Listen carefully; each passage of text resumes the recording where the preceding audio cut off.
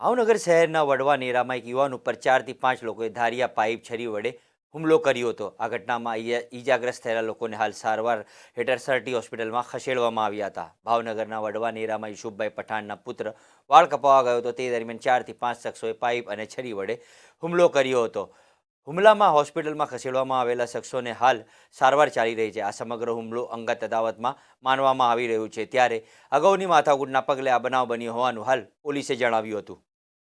શું નામ છે? પઠાણ બિસ્મિલ્લા ખાન યુસુફ ખાન। શું જીતું?